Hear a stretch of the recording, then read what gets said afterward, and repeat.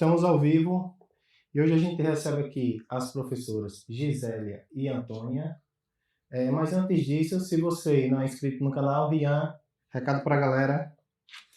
Para quem não é inscrito no canal, já vai se inscrevendo, dando aquele like na confiança, viu? Antes desse conteúdo maravilhoso, já deixa na confiança. Antes de ouvir o conteúdo, já se inscreve logo, viu?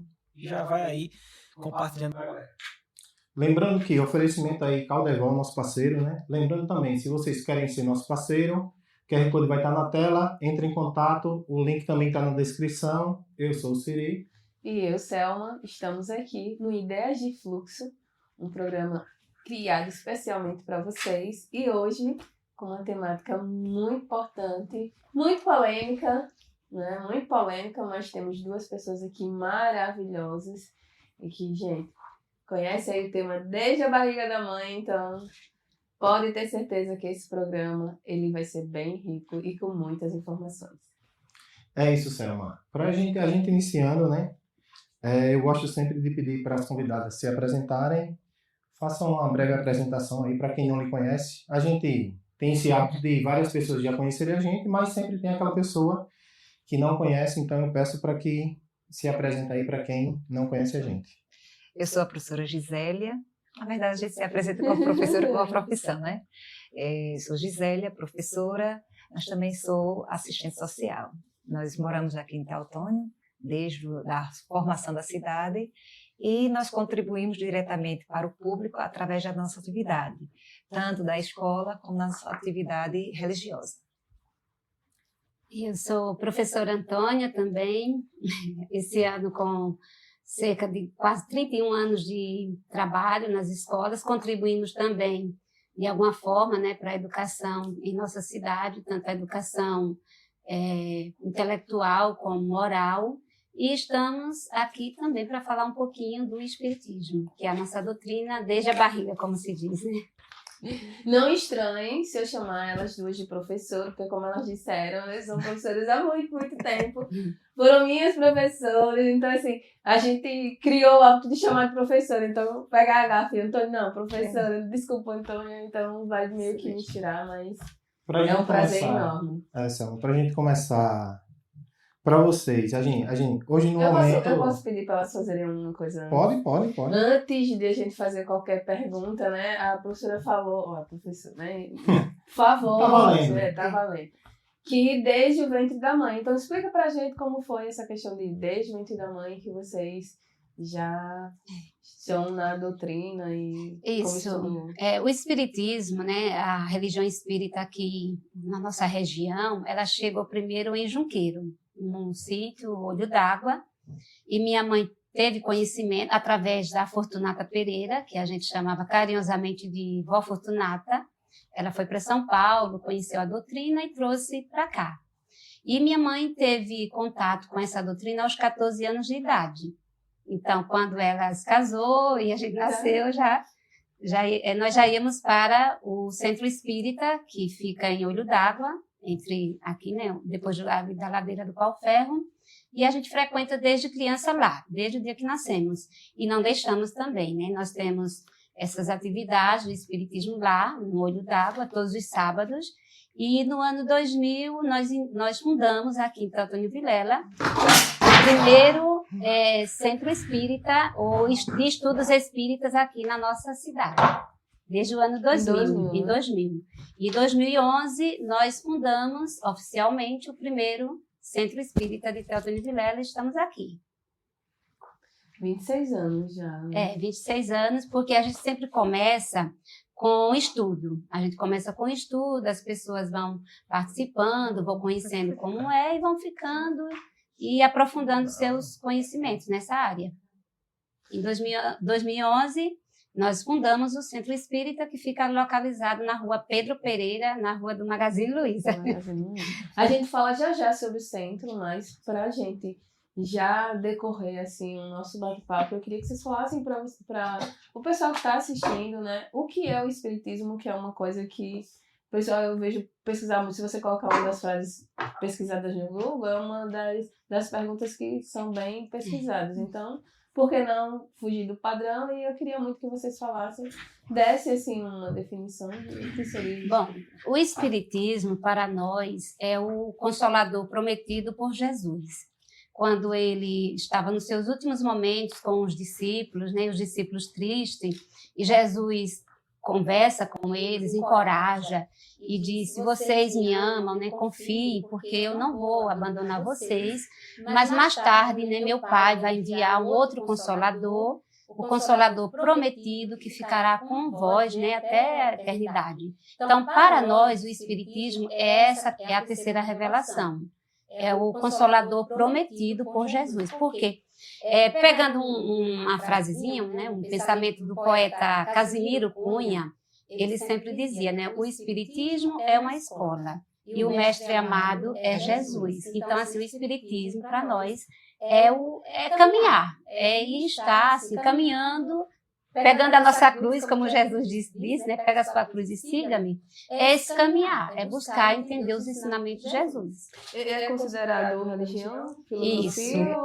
Isso. Os três pilares que a gente considera que a doutrina ela está embasada na filosofia, a questão da religião, a ciência e religião. Né?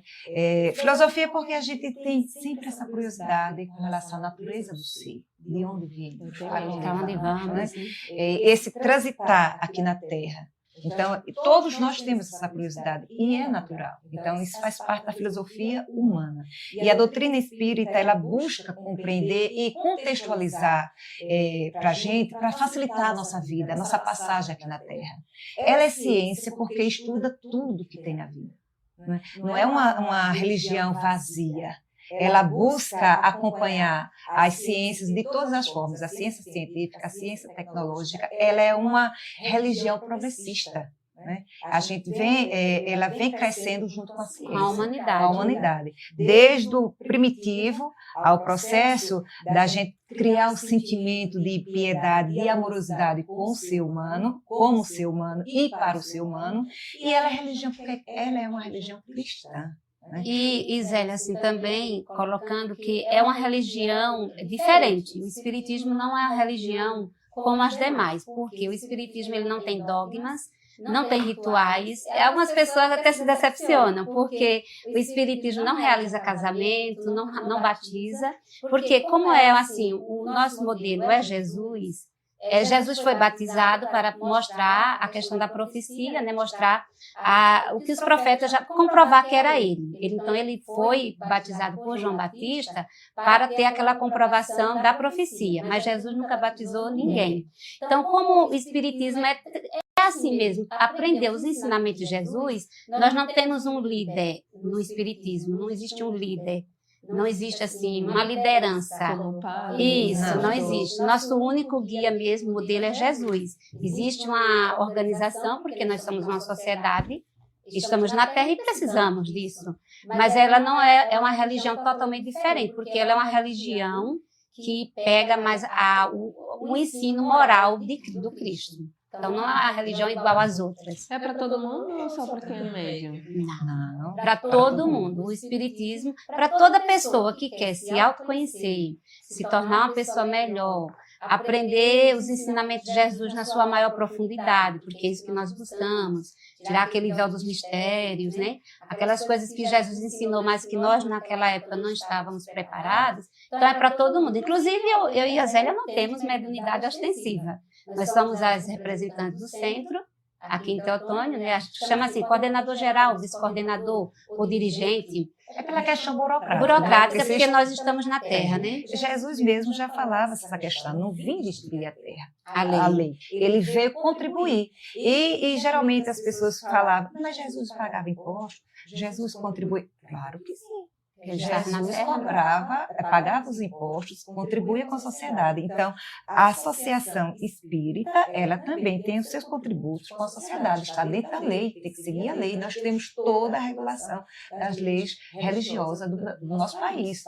Não pagamos porque não paga impostos. Nenhuma instituição religiosa paga impostos, né? Nós informamos, tem a questão do contador, tem a questão do alvará de segurança, tem o alvará de funcionamento, do corpo de bombeiro, de toda a estrutura nós temos em dia. Nós temos a maior preocupação, porque como é que a gente vai falar de Jesus se nós estivermos seguindo errado com as normas aqui da Terra? Nós Então, vivemos na ponto. Terra, mas não somos na Terra, mas temos que cumprir as leis, porque assim, o local de reunião, vamos dizer assim, poderia ser debaixo das estrelas, das árvores, como Jesus fazia.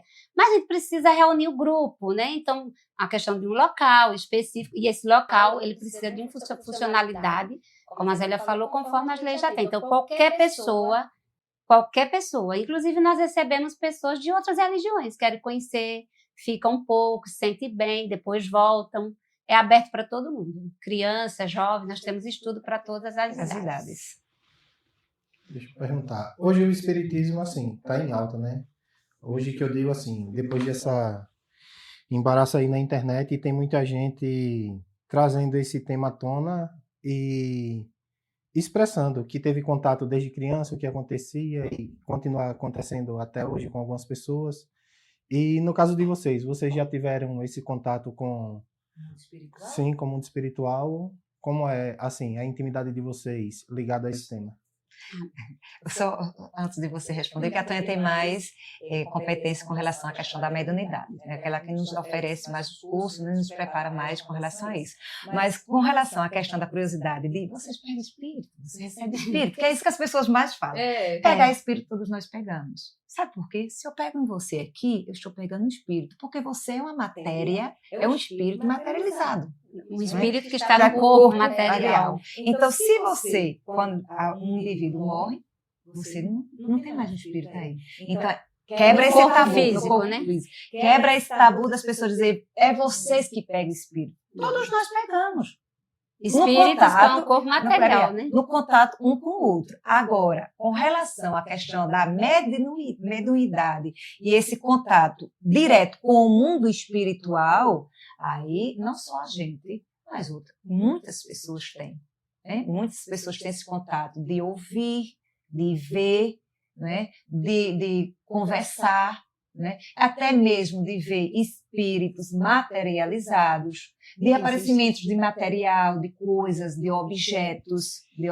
Muitas pessoas têm, sim. Agora, a nossa experiência, vamos dizer assim, eu e Zélia, assim, nós não temos mediunidade, que a gente vai falar um pouquinho agora, a mediunidade chamada ostensiva. O que seria isso? Olha, mediunidade é um fator biológico, não é um fator de religiões. Desde que o mundo é mundo, as pessoas têm mediunidade, porque é algo que está na formação do nosso próprio corpo. É como se fosse assim, a voz de Deus dentro de nós. A mediunidade mais comum para todo mundo é a intuição. Todo mundo tem intuição. E um pressentimento, uma inspiração. Os poetas, né? Os poetas são médiuns naturais, porque eles têm aquela inspiração. Então, a inspiração, a intuição é a mediunidade mais comum. Então, desde que o mundo é mundo, os egípcios, por exemplo, os egípcios foram os povos mais, vamos dizer assim, espiritualizados. Eles acreditavam, eles pregavam as múmias. O que são as múmias? Eles mumificavam os corpos, colocavam todas as joias, riquezas daqueles faraós, porque eles acreditavam assim, que um dia aquele espírito voltaria para aquele corpo e aquele corpo precisava estar preservado. Outros povos, os índios mesmo, enterravam os seus chefes, né, em aquelas urnas e aqueles cântaros, né, aqueles potes, todos assim, como se fosse ainda um feto novamente, e colocavam também seus bens, porque eles achavam que onde aquele chefe fosse acordar, eles iam precisar daqueles bens de novo. Então, a humanidade, o hinduísmo, o budismo, né, são várias, os índios, mesmo, como eu já falei, toda a humanidade tem mediunidade. O espiritismo, ele traz esses conhecimentos a partir do século XIX e vai aprofundar esse tema. Aí nós temos o quê? As pessoas dizem assim, eu não acredito, porque eu não acredito. Não, é um direito da pessoa não acreditar. Mas que ela tem mediunidade, tem. E no nosso corpo, por exemplo, a gente vê, né? Temos a visão. Qual é o órgão da visão? Os olhos. A gente escuta. O órgão da audição, os ouvidos, a gente sente calor, frio, a pele, né, pelo tato. a nossa voz, né? O gosto das coisas, o paladar, pela língua. Então, se a mediunidade é biológica, qual seria no corpo o órgão para a gente sentir o mundo espiritual? A glândula pineal. A glândula pineal, que é a epífise, ela é o que os hindus colocam aquele terceiro, um olhinho assim no meio da testa, né? Os hindus fazem isso, porque é chamado terceiro olho, a glândula pineal para algumas culturas. Que se eu colocar assim o dedo aqui entre meus olhos e chegar lá, ela fica no centro do cérebro. Segundo os médicos, é o único órgão humano que não pode ser operado. Ela é pequena, do tamanho de um caroço de ervilha, e é a nossa glândula da mente. É onde é a nossa, fosse a anteninha. E hoje a gente fala assim, mas existem várias pesquisas. Dr. Paulo César Frutuoso, que é um médico cirurgião em São Paulo, estuda há mais de 40 anos a glândula pineal. O Dr. Felipe de Oliveira, também médico na USP, pesquisador na USP, aqui no Brasil. Fora do Brasil temos muitos outros. Em Harvard, que faz estudos, né, da glândula pineal, ela é a glândula da mediunidade. E tem até, inclusive, estudos, porque o Chico Xavier foi um dos grandes médios, né, Zélia? O Chico Xavier foi um dos grandes médios estudados, inclusive dizem que até a NASA veio estudar Chico Xavier, que ninguém sabe se foi verdade, mas vieram vários pesquisadores. Porque Chico Xavier tem uma coleção de livros que ele psicografou através de um espírito que foi médico no Brasil, que é o pseudônimo de André Luiz, que teve aquele filme Nosso Lar 1, Nosso Lar 2, é aquele autor espiritual. Esse espírito, ele passou uns 2, 3 anos se aproximando de Chico Xavier para ter aquela sintonia, um conhecer o outro em sintonia. E depois de 2, 3 anos, ele psicografa 16 livros. São chamados 16 livros da série André Luiz. O primeiro é Nosso Lar, depois tem Os Mensageiros, e tem um livro lá, Missionários da Luz. Esses livros todos vocês podem baixar em PDF na internet, porque é tudo de graça. Esse livro, Missionários da Luz, tem um capítulo que fala da epífise, que é a mesma coisa da glândula pineal. Na década de 40, 60 anos depois, a medicina e a ciência vêm comprovar o que está naquele livro sobre a glândula pineal. Quer dizer, o espírito traz em primeira mão, né, 60 anos antes, informações que a ciência só vem comprovar e saiu em revista científica internacional. É um campo. Porque, assim, a pessoa tem a mediunidade. Agora que uns vão ver espíritos mesmo, porque essa glândula possibilidade, a possibilidade. Essa glândula, ela é a nossa anteninha, é a parabólica, é a antena, nosso Wi-Fi da mediunidade. E agora, comprovadamente, né, saiu outro estudo na USP, passou até nos programas de televisão, fantástico, outros pesquisadores da USP com a Universidade de Juiz de Fora, Minas Gerais, para investigar os 54 médios que se diziam há mais de 10 anos com prática mediúnica, que as famílias também diziam, e desses 54 médios, um texto, eles encontraram mais de 16 mil modificações em 33 genes diferentes. Inclusive, tinha até um par de médios gêmeos, né? Encontraram a mesma quantidade de variações em 33 genes e diferente do outro irmão que não tinha. Os dois gêmeos tinham a mesma quantidade e igual gêmeos, mas os outros irmãos não tinham. Eles descobrindo os genes da mediunidade. E esses genes, eles encontraram mais no sistema telial, né, que é questão relacionada aos nossos sensores, sensorial, e nessa glândula pineal. O doutor Felipe de Oliveira, que é pesquisador na USP, por que as pessoas falavam assim, parece que você tem uma bola de cristal, a famosa bola de cristal, né? Porque existem cristais nessa glândula pineal nossa. E é a glândula que dá a possibilidade do médium se comunicar com os espíritos. Que outro mito que muitas pessoas falam e ignoram, né? Vocês incorpora o espírito, e baixa espírito, e entra espírito no corpo. Não entra. E como é que acontece esse processo de comunicação entre a sua mente e a mente do espírito? Eles se aproximam. As suas energias é como se fossem compatíveis, como o sangue. A gente só doa sangue para quem tem a mesma contabilidade da nossa. Do mesmo jeito, o médico, ele não recebe todo espírito. Ele não se comunica com o espírito, todos. Ele se comunica com aquele que tem afinidade de pensamento que ele. Então, ele se aproxima aqui, aí é mente com mente. Então, ele recebe aquelas informações e repassa. Uns escrevendo, outros falando. Outros vê mesmo. Vê mesmo. Escuta, fala, vê, né? escuta. Não entra no corpo. Não entra. Não, porque no meu corpo só cabe o meu espírito. Porque algumas incorporou. É porque incorporou. Isso, Né? porque às vezes assim o processo Entrou, é tão isso. assim, porque às vezes o processo é tão profundo que parece uma incorporação. Parece assim, quando a gente vai estudando a mediunidade, existem vários tipos mesmo. Existe a materialização de espíritos. O Dr. Paulo César Frutuoso, lá no Rio de Janeiro, eles têm sessões de materializações, só os médicos participam. Porque eles quis estudar mais de 40 anos, mas toda vez que ele fala, ele chora, porque eles querem a coisa, os médicos se materializam para curar pessoas, pacientes deles, que a medicina já desenganou, aliás, né? Dizendo assim, casos principalmente de câncer, e eles vão lá, recebem tratamento, são pessoas de todo tipo de religião, independe. Agora, esse centro que eles realizam essa atividade lá no Rio de Janeiro é específico só para essa atividade. E só aqueles médicos, porque eu não tenho competência para atuar numa área dessa. Por quê? Eu não tenho conhecimento da medicina. Então, não é qualquer médico. Né? São os médios que já têm essa habilidade, Estudo, né? médios espíritas, que tem uma organização lá no Brasil, né? Que eles estão, assim, com os seus pacientes, com autorização da família, levam para até continuar o tratamento, esse centro, né? Leva até esse centro, lá eles realizam a atividade de materialização. O espírito se materializa mesmo, porque tem médio que dá condições para aquilo ali. E que sai dos médios ectoplasma, que são energias, tipo uma fumacinha, por alguns aparecer, eles tocam, conversam. Não existe. Porque, olha, na Bíblia, um dos primeiros casos de materialização de espíritos aconteceu no Monte Tabor, quando Jesus, houve o momento da transfiguração. Jesus leva 3 discípulos, né, João, Lucas e outro. 3 discípulos, que agora que eu não estou lembrado o nome. Leva para o monte e lá Jesus, né? Se ilumina e ali se materializa Moisés e Elias.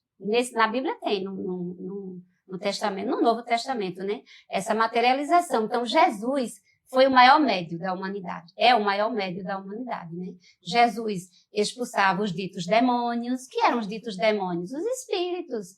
Se a gente for olhar na palavra latim, né? Jesus expulsava, assim, ele conversava. Jesus, assim, ele expulsava porque ali, assim, quando o espírito está muito ligado a outra pessoa, é quase como se fosse uma incorporação mesmo, se mistura as mentes. Aquela mente se mistura. Por isso que é importante você se autoeducar e buscar esse conhecimento para educar, porque é confuso, às vezes você nem sabe quem é.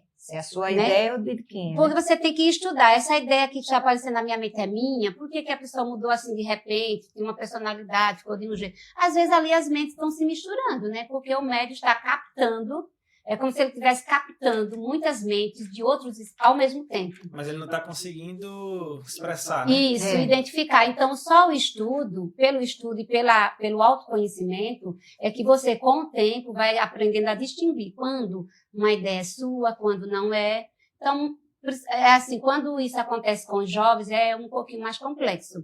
Porque o jovem já está naquela fase difícil, né? De autoconhecimento. E aí ele não sabe quem eu sou, o que eu gosto, e acaba misturando muita coisa. Então, a importância do estudo. O Espiritismo oferece isso. Vocês falaram do Chico Xavier, né? Que é uma representação. Falem do Allan Kardec também, porque, né? Acho que falar de espiritismo, a gente não citar o Allan Kardec. Só outro exemplo de materialização na Bíblia é quando Moisés recebe os 10 mandamentos. Recebe de quem? Materializou-se o quê? As tábuas, os ensinamentos. Então, ali foi uma atividade mediúnica direta. É aquela que chama psicografia direta. Porque, às vezes, direta. a gente lê a Bíblia e a gente segue a Bíblia, né? É um dos livros mais importantes, e a gente segue a Bíblia, e a gente se passa. E as pessoas têm que... Por isso que é o Espiritismo, ela vai já contextualizar. O Espiritismo trabalha muito a questão da razão, do raciocínio. Fé raciocinada. Porque não leva as pessoas só a seguir o que eu falo. Vai estudar, meu amigo. Está ali na Bíblia, está lá escrita, porque a gente quer uma palavra assim, direta. E a Bíblia é um livro para a gente estudar, interpretar e comparar período, a fala, as palavras, que tinha poucas palavras naquele período. Hoje a gente tem muitas palavras que dão vários significados, mas naquele período não. Então, o primeiro processo de materialização espiritual, Moisés. É a psicografia, né, direta. A voz direta ali de Deus, porque existe isso. Existem muitos tipos de mediunidade. A gente vai falar de Allan Kardec, foi uma pessoa assim que estudou realmente esses tipos de mediunidade. Allan Kardec, ele foi um professor francês, muito inteligente. Ele estudou com Pestalozzi no Instituto de Verdun, na Suíça. Ele nasceu em 1804. E a inteligência dele era tanto que aos 14 anos, Allan Kardec já dava aula para os outros alunos quando Pestalozzi precisava viajar. E nesse castelo de Verdun só estudava as mentes mais, os filhos dos imperadores, né, velho? Dos grandes homens. Então, Allan Kardec, ele veio de uma família de magistrados, tinha condição financeira. E filho único, então ele teve a oportunidade de estudo. Ele dominava todas as áreas de conhecimento, astronomia, física, química, dava aulas de graça, assim, ele sempre foi humanista. Allan Kardec sempre foi humanista, sempre ofertava esses cursos, né? Então, na França, quando ele volta da Suíça, né, ele aos 19 anos por aí, ele lança livros de francês para as escolas, né? O governo compra os livros dele de aritmética. Ele estudava fisiologia, e muitos biógrafos até achavam que Allan Kardec era médico, pelo profundo conhecimento dele, né? Não, mas ele foi professor. Tá vendo, velho? Foi professor. Então, assim, Allan Kardec ouviu falar, porque estava acontecendo assim no mundo. Os fenômenos mediúnicos, eles explodiram. Em vários países. Nos Estados Unidos, com as irmãs Fox, num lugar chamado Hydesville, um fenômeno que vocês podem pesquisar depois na internet, que é o tempo nosso pouco agora, né? Sobre as irmãs Fox, está sendo feito um filme sobre elas. Ao mesmo tempo, na França, que estava acontecendo esses fenômenos nos Estados Unidos. Os irmãos Fox, elas ouviam batidas, coisas acontecendo dentro da casa delas. Só 2 irmãs, 3 irmãs. Era 3, né? Ouviam várias e várias batidas. Eles não tinham sossego. Para onde elas iam, né? Elas ouviam. E com o tempo, só para esclarecer um pouco, você pode vai já. Não, não. E com o tempo, elas criaram um código de comunicação com essas batidas. Elas começaram a brincar. Se você alguém deu uma batida, aí sim ou não, né? Se não for, deu 2 batidas. E assim elas foram criando um código. E descobriram que era o espírito de um mascate que vendia naquela região e passou naquela casa, vendeu objetos, e quando ele voltou para cobrar, as pessoas que ali moravam não queriam pagar, mataram ele e enterraram dentro da casa, entre uma parede e outra. Aí ele estava... Encontraram o corpo dele. Encontraram. Ele estava aperreado, porque ele estava preso naquele ambiente. E ninguém conseguia descobrir. Eles não dormiam, eles não tinham sossego. Então, ele deu esse recado através do código. Foi porque assim, uma pancada, aí depois elas começaram, uma pancada letra A, 2 pancadas letra B, 3 pancadas letra C. E aí elas ouviam isso, elas não dormiam não, elas foram muito investigadas. Aí elas descobriram, foi lá na delegacia, fez todo o processo, investigaram, destruíram a parte da casa onde ele tinha falado que estava lá e acharam o resto mortais dele. E comprovou que era realmente o espírito que estava querendo ter sossego, na verdade, era isso, ter paz. Aí nesse mesmo período aí... é a questão do ter sossego e ter paz? Porque os parentes não descobriram onde ele estava. E ele foi assassinado. Ele queria justiça. Justiça. Não foram os pais delas compraram a casa daquelas pessoas, só que eles não sabiam o que tinha acontecido naquela casa, né? Os cuidados que a gente tem que ter também, em certos ambientes. Aí, nesse mesmo período, que foi lá para 1948, na França e outros países da Europa, né, estavam acontecendo assim, mesas nos restaurantes que saíam do lugar, mesas que voavam, eram as famosas mesas girantes. E o povo ia para se divertir, para ver aquilo como um fenômeno de diversão, mesa que ficava num pé só, eram as famosas mesas girantes. Então, Allan Kardec, ele já estudava magnetismo há mais de 30 anos. Tinha uma sociedade de estudos sobre magnetismo na França, ele fazia parte. Um amigo dele começou a ir para esses restaurantes para ver. Porque Allan Kardec é um pseudônimo, né? É Hippolyte Léon des Rivail, o nome dele. Hippolyte, vamos conhecer, vamos ver eles. As mesas falam, as mesas se comunicam. Como é a história? Que negócio é esse de mesa que fala? Não, vamos conhecer. Ele passou um ano relutando. Ele disse, isso é coisa da invenção humana. Eu sei que o magnetismo, os objetos podem cair, né? Sair do lugar, tudo, porque ele já estudava essa questão do magnetismo. Mas dizer que mesa pensa e mesa fala, aí já é demais. Que mesa tenha nervo. Mas aí ele foi para uma casa de uma família, desse amigo Fortier, era senhor Fortier, estudioso, e lá, essa casa, eles faziam de forma mais séria o estudo. Então, tinham as pessoas, as mulheres, quando elas colocavam as mãos na mesa, elas se movimentavam, se moviam, eles queriam entender o que era aquilo. Então, Allan Kardec, ele começou a olhar debaixo da mesa, né? Curioso, para saber se tinha alguma fraude, o que era aquilo. Aí foi quando ele teve um insight, né? Aquela ideia de perguntar, né? Já que porque aí aquelas pessoas começaram a colocar cestinhas, objetos, e os objetos saíam do lugar. Tiveram a ideia de colocar um lápis, né? Amarradinho ali naqueles objetos. E Allan Kardec conta assim, por que não bota o lápis na própria mão da pessoa, né? Então porque não era todo mundo que colocava a mão na mesa que ela se movimentava. Algumas, eles perceberam que eram algumas, né? Pesquisa, né? Pela pesquisa. Então, se a cestinha está escrevendo aí qualquer coisa com o lápis, bota diretamente na mão, né? E Allan Kardec questiona, o que ele descobre? Que eram espíritos. A primeira, assim, eram espíritos, pessoas que viveram na Terra e que, por serem espíritos, mantinham também sua personalidade. Poderia ser espíritos bons, espíritos ruins. E aí começa todo o processo de perguntas. Quando Allan Kardec começa a lançar essas descobertas, né, em artigos, aí muita gente começa a escrever. Eu tenho isso também, eu também tenho isso, eu sinto essas coisas. Vários médios, né, que não se conheciam, não sabiam o que era aquilo, começaram a questionar Allan Kardec. Então, Allan Kardec e a esposa dele, que era professora e poetisa, Amélie Boudet, tiveram um grande trabalho. E ele começou a fazer perguntas. Ele fazia pergunta e as mesmas perguntas ele enviava para esses lugares que estavam. Ele começou, né, com um grupo de médios, meninas até novas, 16, 17 anos, e as mesmas perguntas que a gente trouxe até um livro para vocês, o Livro dos Espíritos, que foi o primeiro que Allan Kardec lançou. E a primeira pergunta, que é a mais interessante, né, que é Deus. Aqui é o primeiro livro que Allan Kardec lançou. Primeiro ele lançou com 500 e poucas perguntas, depois ele vai para mais, que é Deus, o universo, essas questões filosóficas da humanidade. Mas ele usava um método científico de pesquisa. A mesma pergunta que ele fazia, aquelas médios dava a resposta através da escrita, ele mandava para outros países da Europa, ou cartas, para outras pessoas que estavam se denominando a mesma pergunta para ver se os médios, se aqueles médios iam ter a mesma resposta. E tiveram. Foi assim que ele lançou. E foi um trabalho danado. Ele passou 14 anos para organizar essa doutrina. Porque e naquela época, como é que mandava? Navios, as cartas, eram centenas. Demorou muito tempo, né?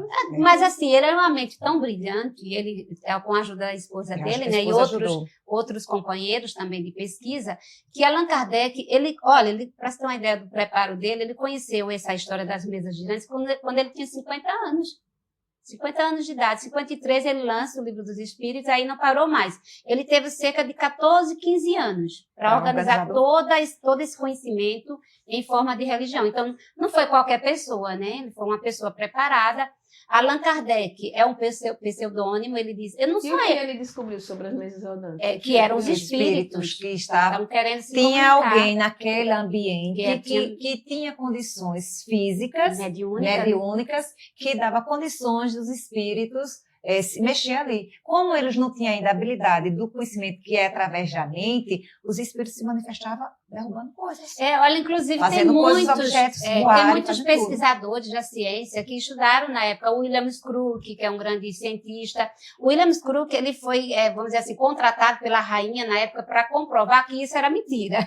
E ele acabou comprovando que era verdade. Ele estudou materialização de espíritos, de espírito Kate King.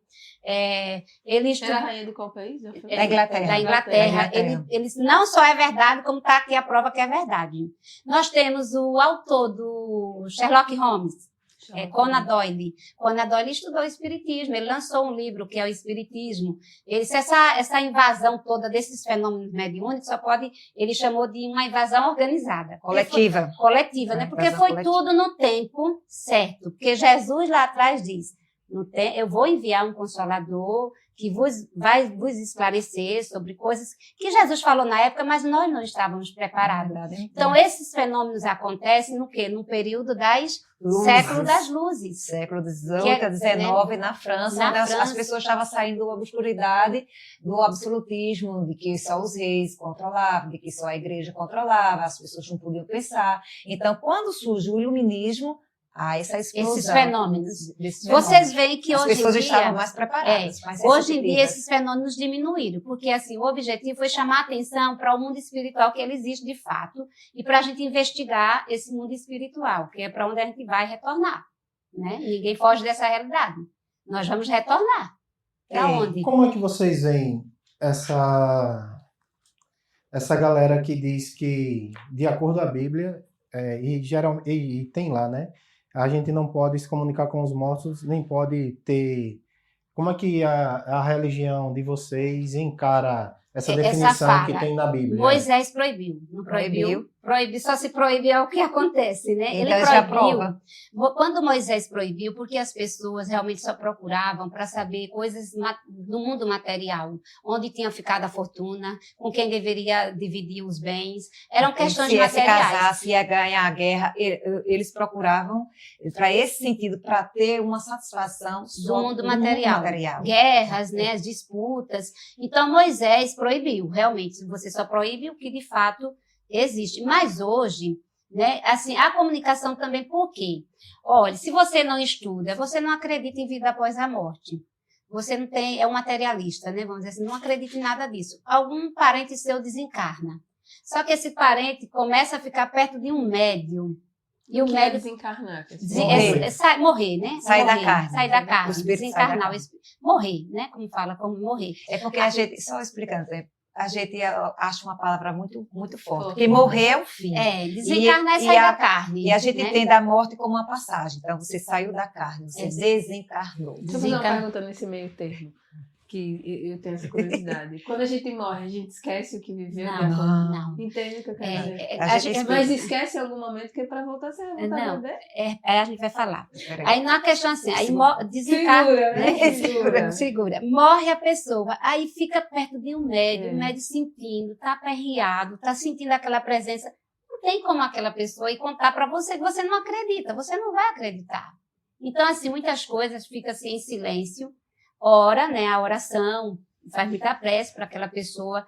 Mas se você não acredita, você vai aceitar que aquela pessoa esteja naquela condição, ou que ela diga, eu estou aqui perto. Tem gente que Tomé viu Jesus e não acreditou que era ele. Jesus teve que mostrar, se materializou, né? Jesus se materializou para os profetas, mas Tomé não acreditou. E outra questão também é porque quando Moisés fez isso, é para evitar vários conflitos que estavam acontecendo.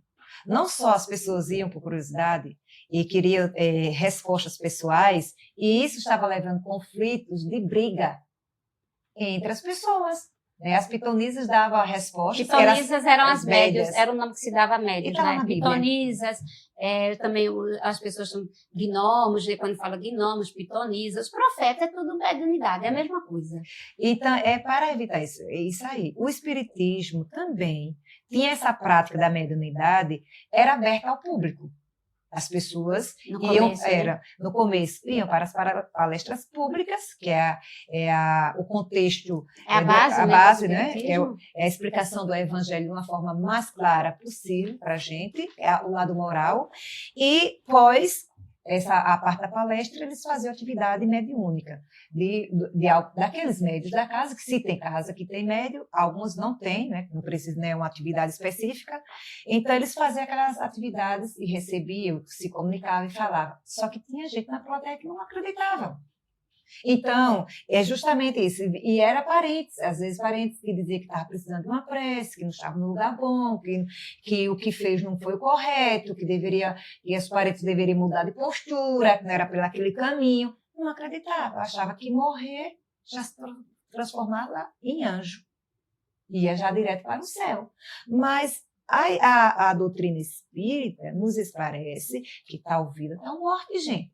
Ninguém muda só porque morreu, não. O espírito, só houve uma passagem, o seu espírito saiu da carne e foi para outro plano. Então, ele leva, de certa forma, a sua personalidade. Tudo que ele é. Então, muitos não mudam assim, direto.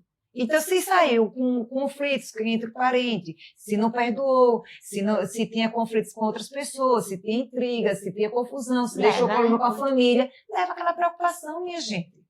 Leva. Então, eles aproveitavam, não sai da casa de muitas pessoas.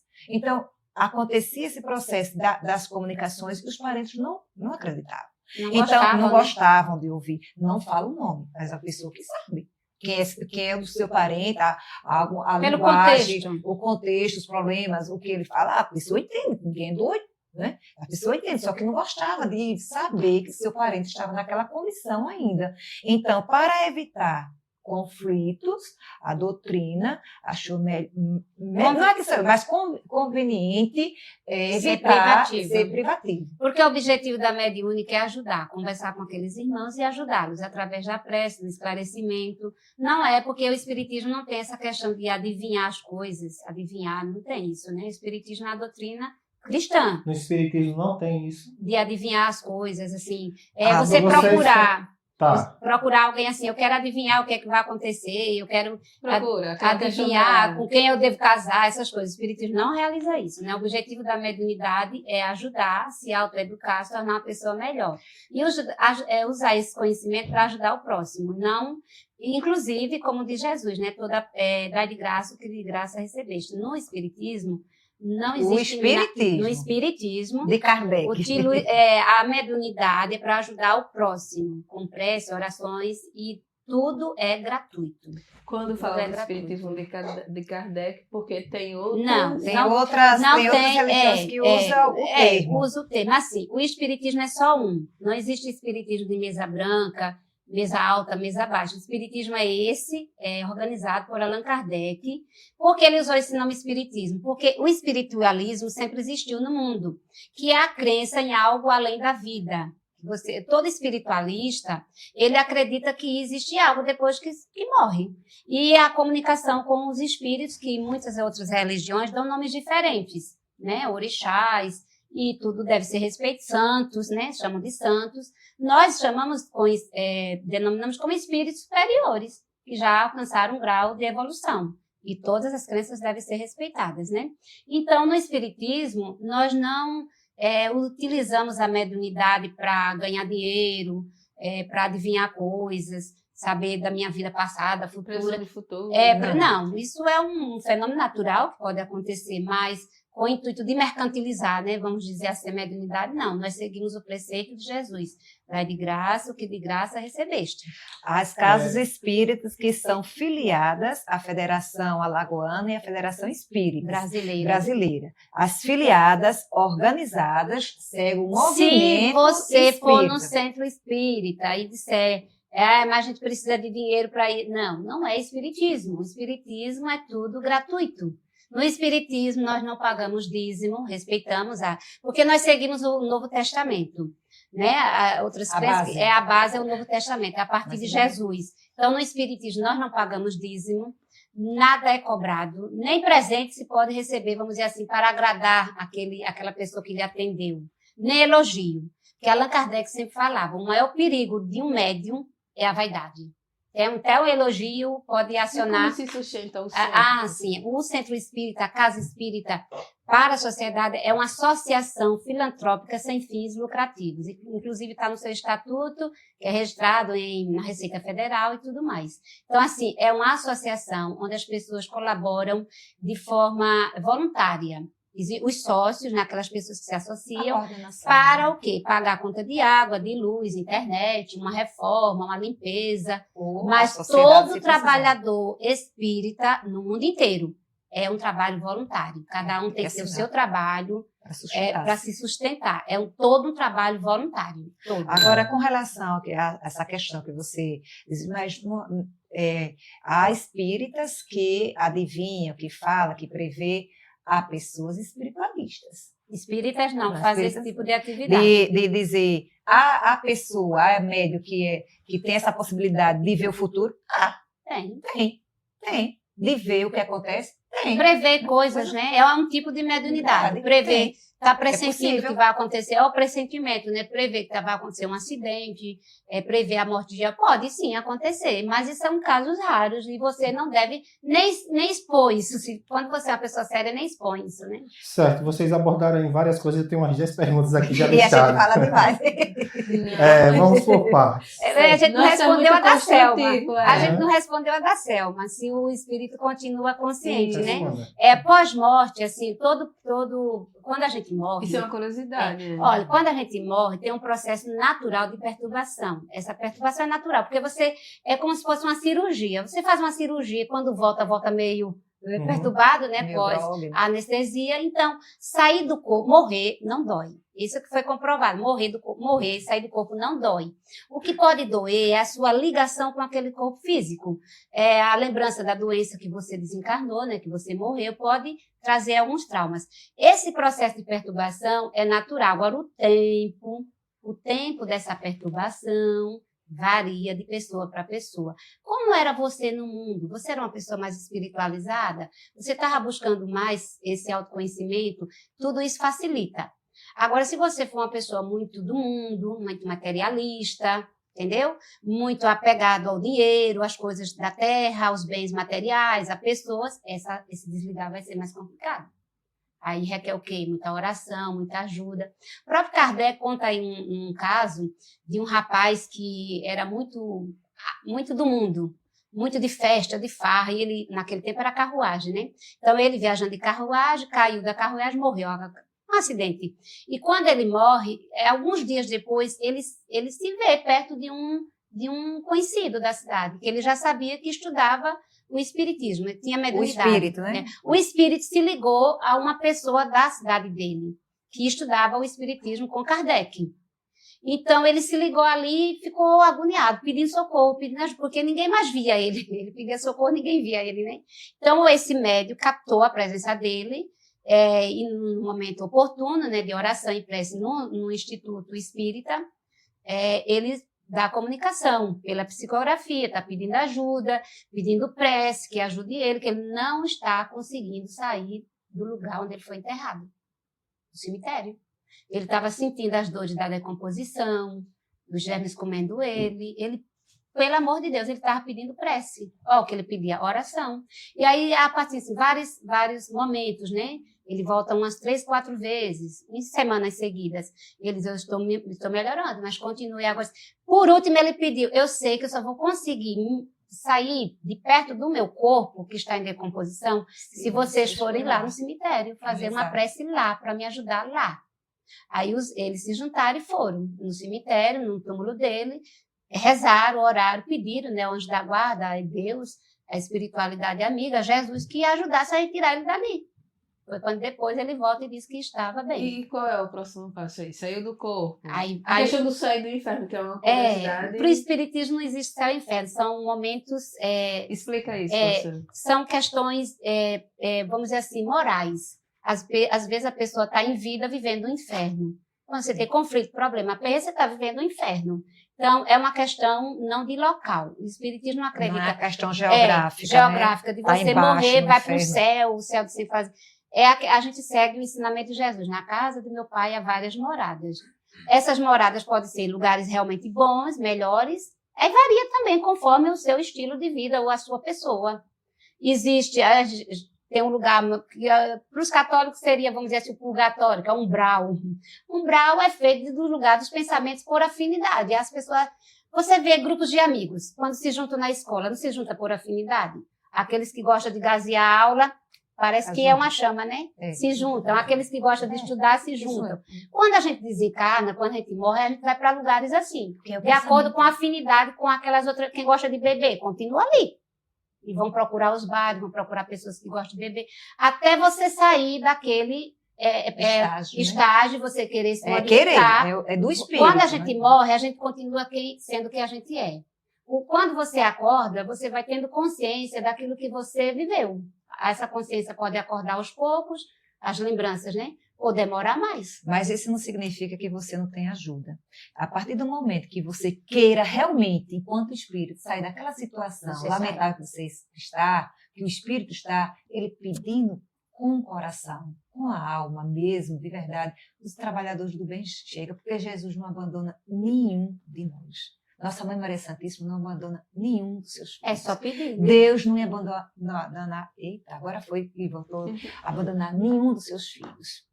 Então, quando a gente pede aqui ou no mundo espiritual, a ajuda chega.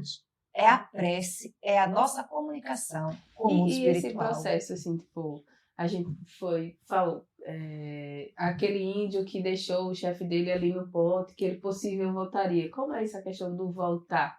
Reencarnação. A reencarnação, né? Ali a concepção daqueles índios... Seria voltar para o mesmo corpo. Para o mesmo corpo, que no espiritismo a gente entende que não pode, biologicamente não pode, mas reencarnar, você renascer com outro corpo. O espírito. Você continua sendo a mesma. mesma. Reencarnação, você volta, nós voltamos. Nós já somos espíritos instruídos. Hoje nós vamos dizer assim, que a nossa reencarnação atual é a nossa melhor versão. Hoje nós estamos na melhor versão. A vida é uma só mesmo. Quando se diz na Bíblia que a vida é uma só, só que nós entramos e saímos da vida várias vezes. A gente vai e volta. Porque a vida é essa linha contínua, né? Estamos só em dois planos diferentes, o plano material e o plano espiritual, mas a vida continua sendo a mesma. E a gente vai evoluindo, né? Agora, o espírito, ele não é outro. O corpo é que é outro.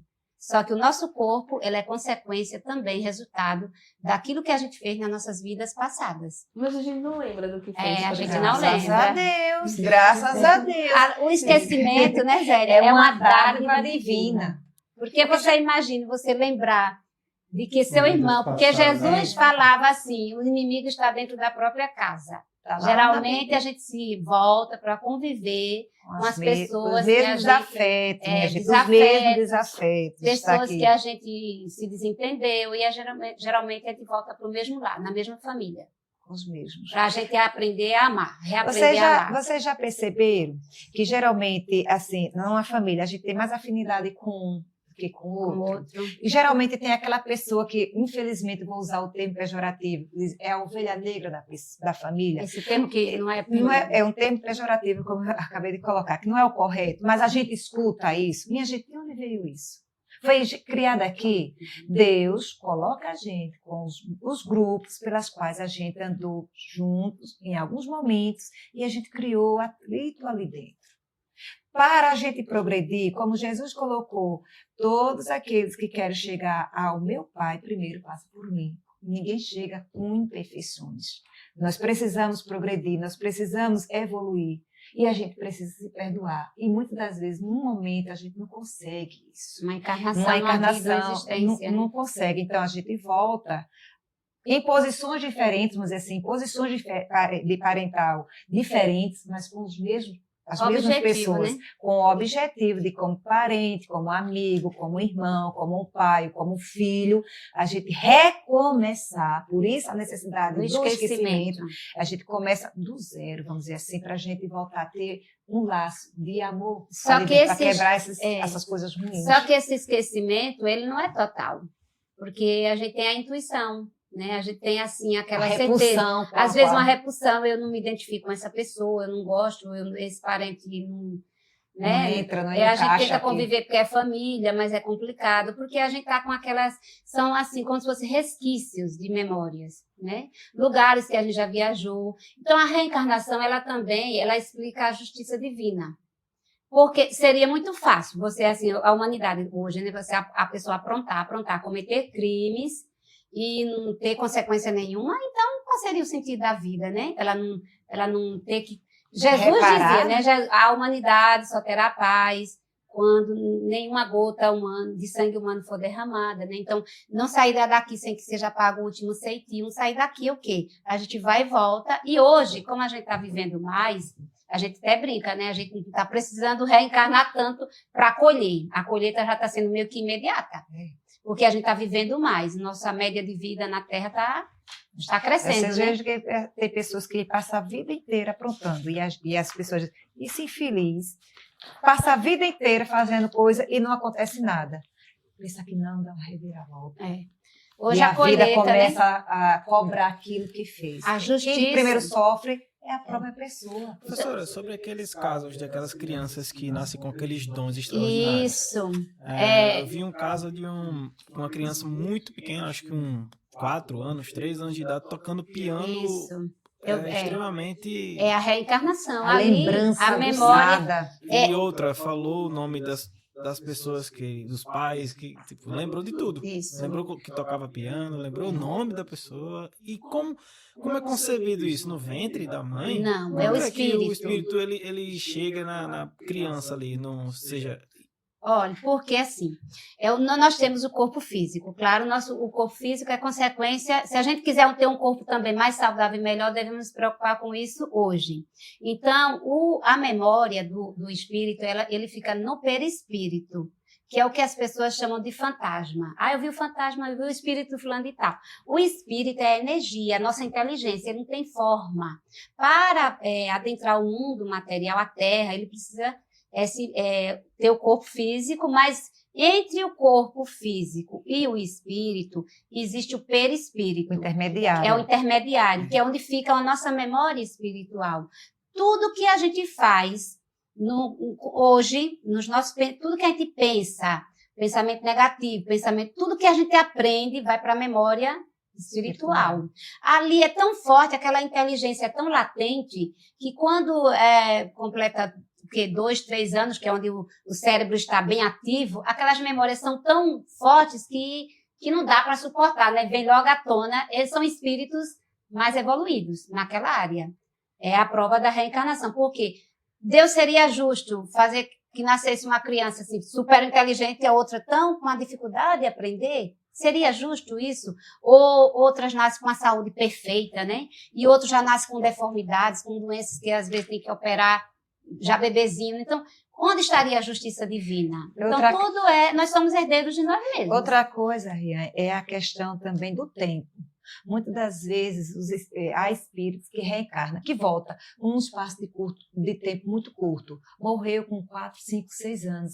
Recarna novamente. E às vezes na mesma família. E às vezes em poucos famílias meses. afins. E isso, usando esse pensamento, aquela criança que nasceu até 3 anos, ela não tinha outro espírito nela? Não é outro. Não, Ela é ela mesmo. mesma. É o espírito mesmo. Então, a pergunta que eu fiz no início, tipo, vem na concepção, já. Tipo, no ventre da mãe já é o espírito. É o espírito. Só não teve ainda a lembrança. O espírito reencarna, né? Porque assim, o espírito, ele, quando vai reencarnar, tem todo um processo reencarnatório. O livro Missionários da Luz, você pode ler depois, baixar, porque pode baixar em PDF o livro Missionários da Luz, tem um capítulo que fala da reencarnação de Segismundo. O espírito André Luiz acompanhou como é que se dá o milagre da vida, porque se a gente soubesse realmente direito como é trabalhoso todo um planejamento para alguém nascer na Terra, a gente daria mais valor à vida. Então, o espírito, quando vai reencarnar, ele se aproxima daquela família, e existe toda uma sintonia. Não é aquele período dos 9 meses...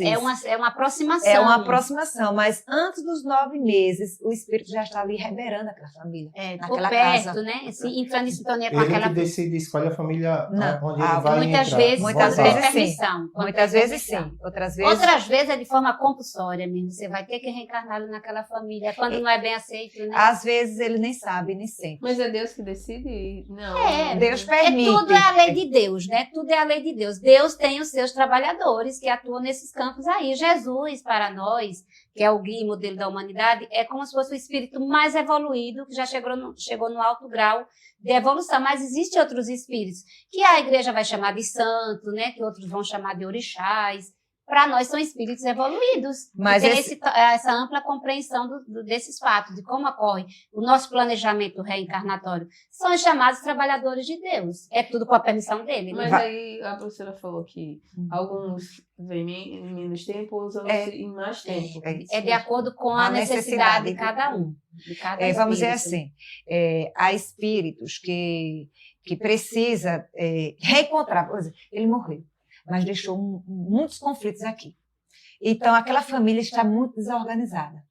E ele, quando passa esse período de transição, de reorganizar-se, por que a gente fala na erraticidade, no mundo espiritual, ele compreende, tem a necessidade, tem o desejo de voltar para tentar reparar, corrigir, reparar aquilo que ele deixou, vamos dizer assim, naquela família com aqueles membros. Se a espiritualidade divina achar que ele está em condições de voltar para aquele mesmo ambiente, aquele curto período de tempo, ele volta. Muita gente um processo volta de planejamento. como neto, como filhos, como bisneto. Sendo que ele mesmo ali era o pai, vamos dizer assim, era um avô, né? Aí volta como um neto, como sobrinho. Está na volta para a família. E ele, aquele espírito, tem o desejo tão latente de resolver aquela questão que ele sente lembranças mais fortes. As lembranças, elas são mais fortes, são mais casos, né? casos comprovados, tanto assim, fora do Brasil, né? Existem vários, né? Em Harvard e outras universidades. E aqui Como no tem Brasil, um delegado baiano. E tem um delegado alagoano, Zélia, que estuda os casos de reencarnação, marcas de nascença, essas lembranças muito fortes. Qual é o nome dele? Tem um delegado, Edson Cavalcante, que eu acho que já foi delegado aqui em Alagoas, que ele estudava esses casos de reencarnação. E aí, assim, no mundo inteiro, né? Vários pesquisadores mesmo da área da ciência para comprovar na Índia. Na Índia que tem mais casos, né? São, assim, aquelas lembranças. Mas tem algum lembranças. motivo especial? Para eles lembrar. Para na Índia ter mais casos? Ou Não. Que dizem, se eu não estiver enganado, é aquela sensação que o nome é até em francês, parece que é déjà vu, né? Já vi. Que você encontrou uma pessoa ou visitou um local e você tem a sensação que já esteve lá. O esquecimento, ele é o esquecimento, assim, mas não é nós não temos o esquecimento total, nós temos os pressentimentos. E, hora ou outra, essas memórias vêm. Né? O esquecimento é para a gente não enlouquecer, porque já todo mundo lembrando o que fez, o que viveu, o que Como passou. É que a gente vai recomeçar? A gente nós não suportaríamos. Poderia ser esse o significado da vida eterna? Essa reencarnação? Pode ser também. O o espírito é eterno. Vai chegar ao ponto que, vamos dizer assim, que a gente pagou todos os nossos débitos, mas precisa reencarnar na Terra. Tem necessidade da gente vir mais para cá. Reencarnar em outros mundos mais evoluídos. Aí vai ficar onde? Vai para... E o mundo só tem a Terra, não. Tem muitos mundos. A casa do meu pai é muitas moradas. Só aqui, Tânia. Se a gente já, vamos dizer assim, cobriu tudo aqui, pagamos tudo, evoluímos aqui, então o nosso espírito vai continuar progredindo. A questão é outros mundos mais superiores que a Terra. Agora sim, a gente tem esse questionamento filosófico, né? Por isso que o espiritismo é filosofia pura. Para onde a gente vai? Por que Deus nos criou? Aí é o segredo dele. Tem uma pergunta, não sei se o Espírito mas as pessoas falam assim, reencarna no animal. Não, isso não. O espiritismo não sobre isso, porque isso é polêmico, eu não sei se o pessoal não fala isso. Essa é a crença dos hindus. Os hindus, eles acreditam que é possível reencarnar, é a crença deles, né? No espiritismo, não. A gente acredita no progresso, não regride mais a voltar a ser um animal, né? Nosso princípio foi animal, foi mineral, mas o princípio da formação do espírito. Mas reencarnar como animal, não. Só que a gente respeita, né? E aproveitando essa mesma pergunta que a Selma fez, só acrescentando. Para as pessoas que nascem com deficiência também, tem, assim, grande parte aí que dizem que você veio com aquele problema, vamos dizer assim, que é uma doença, para pagar a sua vida passada. Olha. Tem a ver ou não? Tem a ver, repare. Tudo é como a gente falou, o perispírito. Lembrando, o perispírito é nosso corpo espiritual. É o que as pessoas chamam de espírito fantasma quando morrem. Quem viu um espírito, viu um fantasma, viu o perispírito. É um corpo semimaterial. Ele tem várias propriedades, que depois vocês podem, não dá tempo de falar de tudo aqui, mas é esse corpo espiritual que capta também, né, os outros espíritos na comunicação mediúnica. Então, toda a base da nossa felicidade ou da nossa ruína é o nosso pensamento. O nosso pensamento, né, ele vai também fazer com que a gente adoeça ou não. Então, a pessoa é má, vamos dizer, é uma pessoa ruim. Ela bota assim o egoísmo, né, maldade, falhar da vida alheia, desejar o mal próximo, ela se deforma espiritualmente. Quando as pessoas dizem assim, aquela fulana de tal não tem aparência física bonita, mas por dentro tem a alma bonita. O perispírito, ele é plástico, ele tem uma plasticidade. Maleável, né? O perispírito é maleável, ele é plástico, ele emite cheiro, ele emite cores, que as pessoas chamam de aura. Tem gente que tem um corpo físico não belo, mas a alma é bonita. É o perispírito. A pessoa leve, Ele né? se ilumina, o perispírito tem essa capacidade de se iluminar ou se apagar, e ele se molda conforme as nossas emoções. Às vezes a pessoa numa explosão de raiva, a pessoa fica vermelha, né? E a pessoa fica vermelha, parece que vai explodir. Toda. O perispírito ali, ele está naquela característica também, porque é o meu corpo espiritual, é a minha aparência espiritual.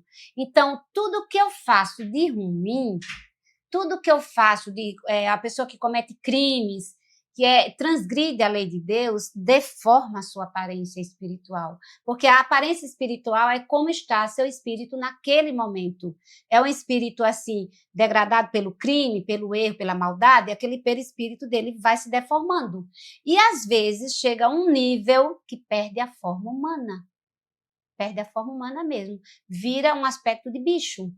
Né, pode criar a aparência espiritual. Viu, por gente? isso que as pessoas falavam antigamente em demônios, né, porque viam esses espíritos com um aspecto de diabo, de demônio, de bicho, porque muita gente, de cobra, de lobo, porque tem gente que faz tanto mal que perde a sua aparência espiritual, ela se deforma mesmo, e muitas vezes essa deformidade não quer dizer todos os casos, né, pelo suicídio, ou pela uma prática de coisas assim, que transgride a lei de Deus, a gente vai deformando.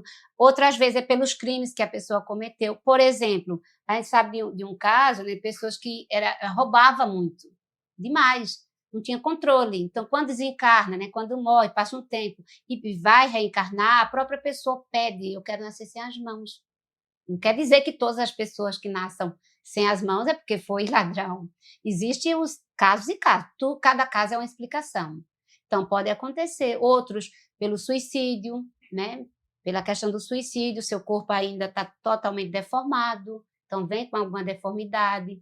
As doenças, alguns tipos de doenças, por crimes que a gente cometeu, sangue humano que a gente tirou de outras pessoas.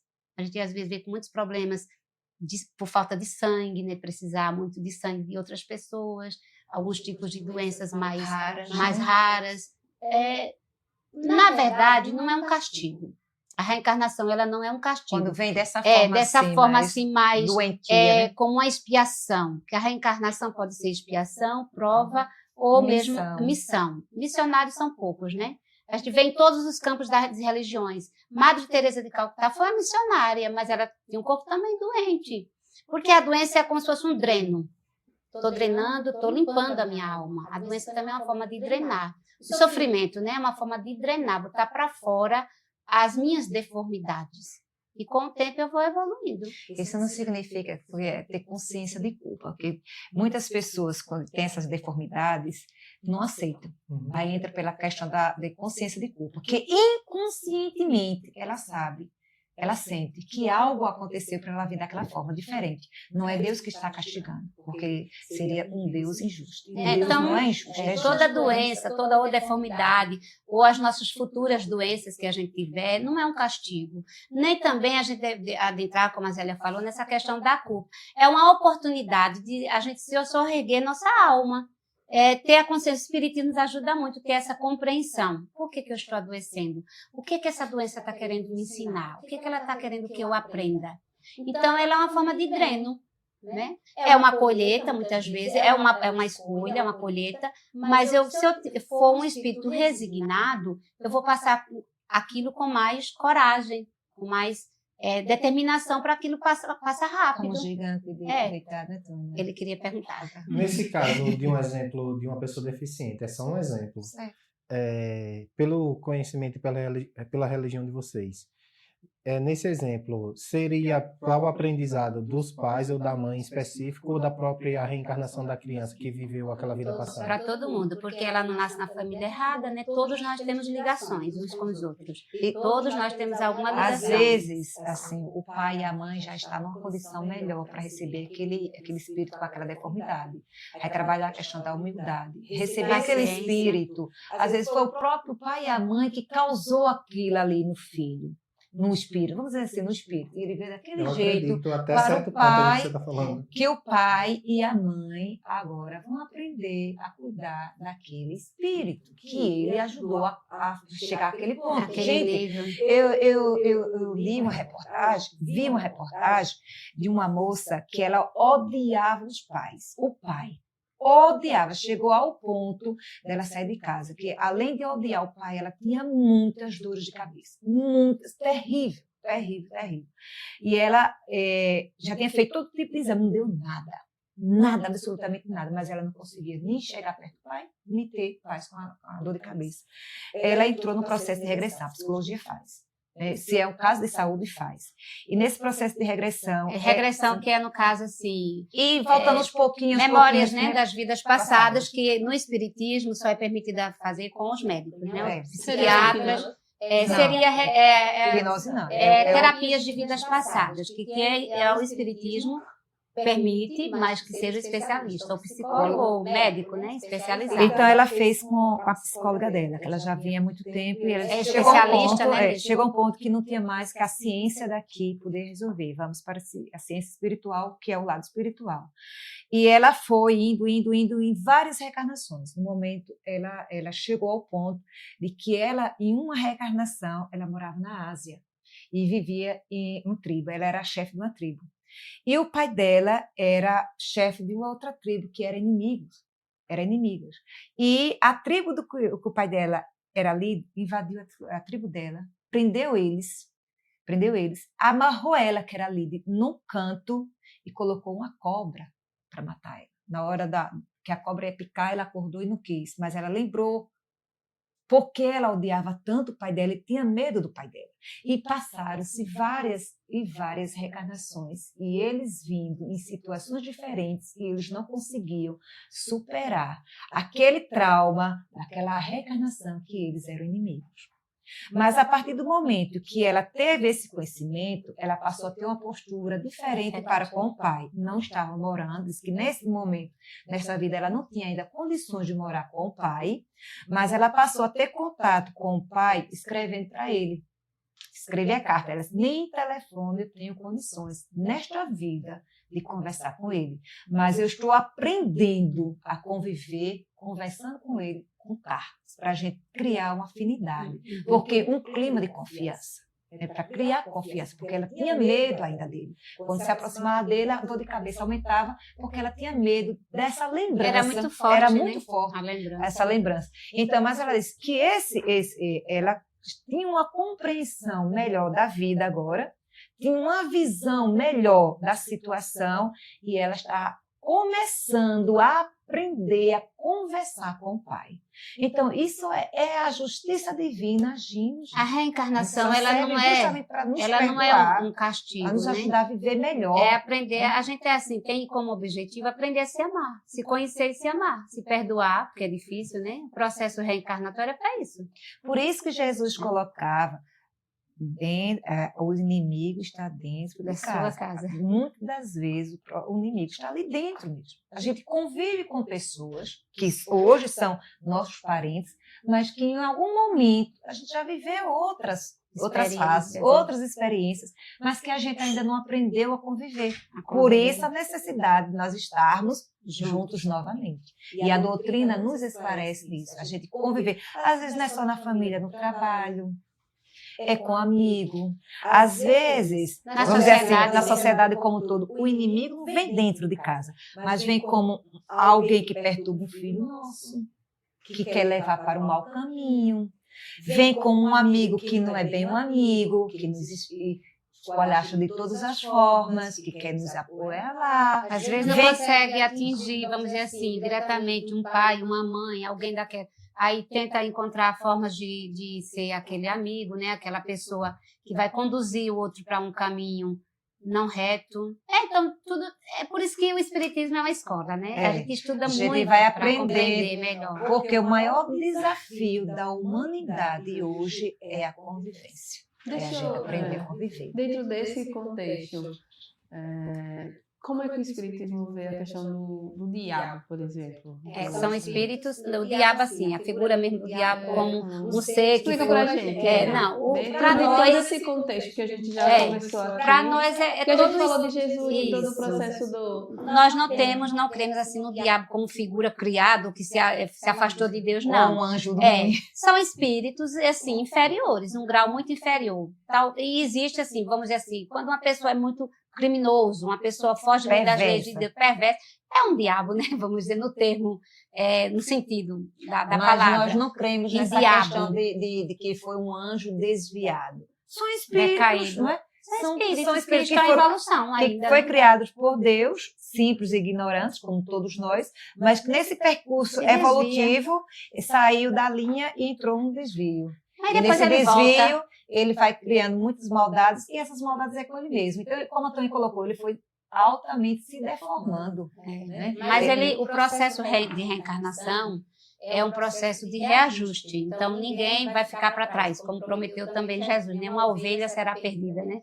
Ele vai buscar tudo. Então, a reencarnação ela serve também para a gente evoluir. Então, assim, não existe, a gente não é inocente achar que não existe espíritos. Jesus expulsou... Era o termo da época. Os demônios são espíritos Alegóricos. obsessores, espíritos obsessores.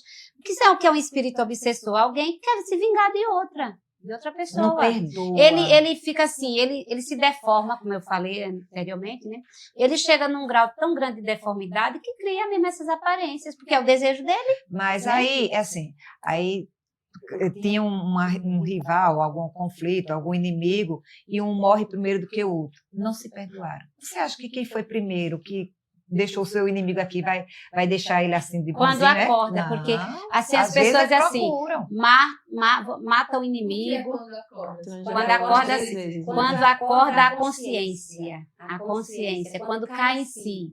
Porque muitas vezes a pessoa morre, passa anos sem ter noção que morreu. Porque o tempo e espaço é outro. Você não era uma pessoa espiritualizada, você vivia muito no mundo. Você era uma pessoa muito materialista. Você não tem consciência de vida espiritual. Então, quando você morre, muitas vezes está presa aquela ideia de que ainda está vivo no corpo físico. Então, às vezes, passa anos no mesmo local do acidente, no mesmo local onde morreu, no hospital, no cemitério. Passa anos, sem ter noção. Às vezes, é porque, assim, a nossa visão espiritual ela é de acordo com a nossa espiritualidade. Tem gente que é cega espiritualmente, não acredita em nada. Então vai ser mais difícil ajudar um espírito desse quando sai do corpo. E as mortes, por exemplo, violentas, são as piores, né? As mortes violentas, você não está preparado, vamos dizer assim. A gente deve aprender a se preparar para morrer. Porque é como ir para um país estranho, você imagine. Vamos dizer assim, um de nós vai para um país, alguém nos deixa num país totalmente estranho, porque a gente não conhece a língua, não consegue se comunicar ali com ninguém, a gente não tem meios de comunicação, como a gente não vai ficar aperreado para dar notícia aos nossos parentes? Então, morrer, né, desencarnar, sem ter consciência da vida, é como chegar no mundo desse jeito, sem poder se comunicar e você ficar sofrendo. Porque às vezes viaja para qualquer lugar, já a primeira coisa é dar notícia em casa, né?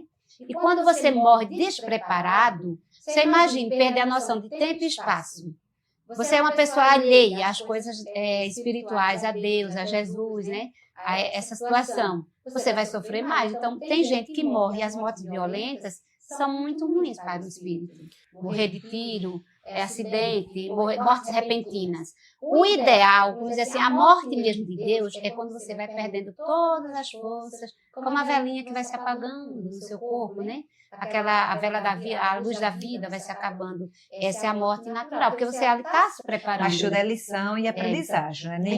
Nem tudo está perdido. Na questão de acidentes, de tiro, tudo ajuda, isso né? tem ajuda e Todo muito mundo tem também. ajuda. Tem, porque Agora, o próprio nome já diz, é acidente, né? Foi causado. Então, se o espírito saiu ali, vamos dizer assim, naquele bruscamente, é o choque. Há o choque. Mas também há o choque, mas também há a ajuda de muitas vezes os parentes estão ali naquela agonia, os parentes que já se passaram, vem ajudar. Vem ajudar, quem sabe, né? Vem ajudar, vem conversar, vem orientar, vem receber, às vezes vem pegar mesmo, leva para ajudar. Não fica à toa, só fica... Depende, cada caso depende da pessoa. No caso dessas pessoas que, assim, tem vários exemplos que ninguém é perfeito. Mas tem várias pessoas que a gente conhece que a gente diz, uma pessoa tão boa morreu tão cedo. Se fosse, porque tem no Evangelho, se fosse um homem de bem, não teria morrido. É porque Deus... Deixa eu só concluir A gente está cortando a pergunta. No caso, quando ele... sim, a pessoa é tão boa porque morreu tão cedo. No caso da religião de vocês, essa necessidade, aquela pessoa já cumpriu o propósito dela aqui na Terra e a necessidade que está precisando dessa pessoa lá é maior do que aqui. Isso mesmo. É isso Deu a mesmo. resposta. Muito bem. Respondeu a sua porque a pergunta. escola, a Terra também é uma prisão, uma espécie de prisão-escola. A gente cumpriu o que tinha que cumprir naquele objetivo e retorna. Mas utilizando a mesma questão que o Siri colocou aqui, aquela passagem da Bíblia que fala do mendigo e daquele rico que, né, que é muito conhecida, né? Que diz que quem vai não volta, que o cara queria avisar os parentes. Qual é a opinião de vocês? É isso que a gente vive muitas vezes. A gente às vezes recebe, sente a presença de irmãos, mas aquelas pessoas não acreditavam. Então não adianta você falar para aquele familiar, porque ela não vai. Então o objetivo é orar em silêncio. Porque aquela pessoa diz assim, você estava na Terra, você não acreditava, agora quem vai acreditar quando você falar? Foi nesse sentido aí que foi colocado, porque ele realmente queria avisar que tinha morrido. Ele disse, não adianta você avisar, porque eles não Eles vão... têm os profetas e não escutam os profetas. Jesus, ele tem os profetas, ele não escuta os profetas, vai escutar aqui na Terra, vai escutar você, que já está em outro plano. Então, é essa a ideia mesmo, porque as pessoas não acreditam. Foi nesse sentido aí que foi colocado. Né? Se tem a orientação na Terra e as pessoas não querem ouvir, não querem seguir, você acha que ele vai querer ouvir você que já está do lado de cá? Não vai Foi nesse sentido, porque a Bíblia requer muita interpretação, né? E analisar o contexto. Naquele período, os profetas que tinham muita atividade desenvolvida, a mediunidade ostensiva muito grande, as pessoas não acreditavam e as pessoas eram mais simples, não ouviam, né? Vai ouvir o espírito que já morreu? É nesse sentido. Então, fique quieta aqui. Quando eles estiverem mais preparados, moralmente e espiritualmente, eles terão condições de ter notícias, de ouvir, né, de compreender. Ô, Selma, só pegando sua pergunta sobre a crença da religião, né, sobre demônio, no caso, sobre a pessoa demônio. Tem um livro de Napoleão Hill chamado Mais Esperto que o Diabo, onde ele faz uma conversa com ele. E lá ele debate com ele, só que ele trata, o próprio demônio trata como se fosse algo... que não é algo físico, tipo assim, demônio, é algo como se fosse realmente imaginário. O lado moral, né? Um lado moral mesmo, de coisa ruim, que a gente pensa de ruim, tipo, não é uma coisa física, tem um demônio ali, ele vai me espetar com um garfo. Tipo, algo moral de bom e de ruim, tipo yin e yang, tipo, então, bom é Deus... E o ruim é tipo o demônio. O demônio deixou a coisa ruim predominar mais do que a coisa boa. Só que no próprio livro ele fala que não consegue dominar, porque tem 1% de coisa boa ele não consegue dominar por conta disso. Justamente, que chega a esse 1% que vai fazer ele com que ele se na verdade, somos todos espíritos criados por Deus, né? Que um dia vamos alcançar o grau que Jesus chegou. Porque o próprio Jesus diz, né?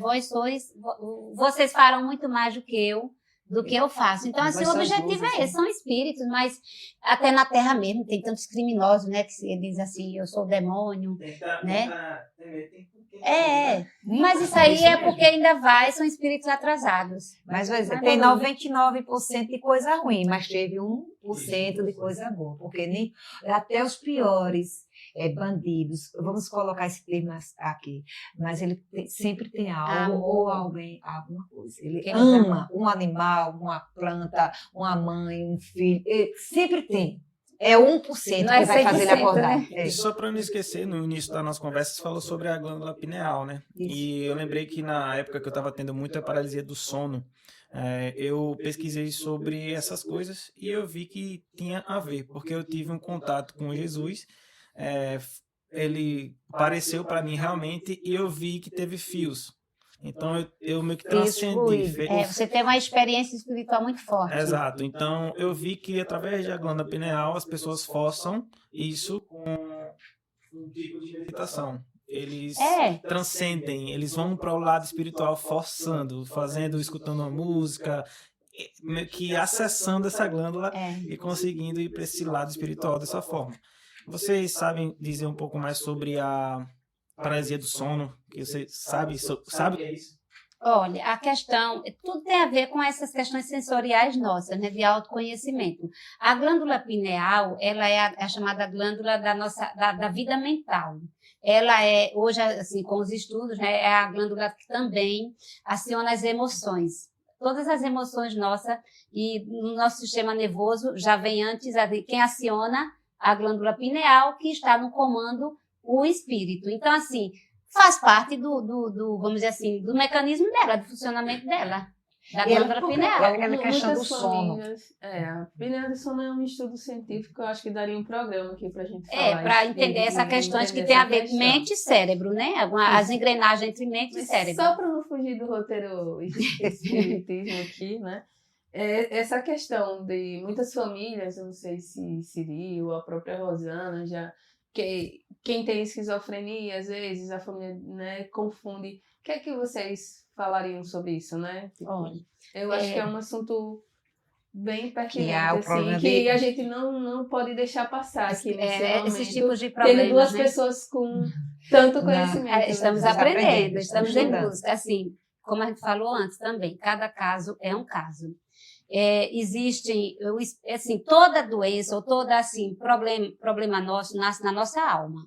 Então, se eu tenho uma perturbação, um tipo de doença, a origem está em mim, no meu espírito, que eu desviou os equívocos. A gente não chama de pecado no espiritismo nem de erro, mas equívocos, a gente se equivoca em muitas situações, faz escolhas erradas, depois volta para o caminho certo. Então, ao longo da nossa experiência reencarnatória, ao desviarmos, né, do caminho do bem, das leis de Deus, a gente vai ter consequências. Então, assim, a lei de causa e efeito. Lei de causa e efeito. Então, a esquizofrenia, ela às vezes, assim, em algumas situações, está mostrando quem a pessoa foi antes. Tá muito forte aquela personalidade que ela foi antes. Às vezes pode ser uma presença de um espírito, pode também ajudar. Então, não muito bom, ali interferindo, porque Allan Kardec perguntou, tem uma questão que ele pergunta no Livro dos Espíritos, se os espíritos interferem na nossa vida. E eles respondem, muito mais do que imagineis. Às vezes são eles que dirigem a vida de vocês como se fosse uma outra personalidade. Então, assim, cada caso é um caso, né? Tem que ser estudado.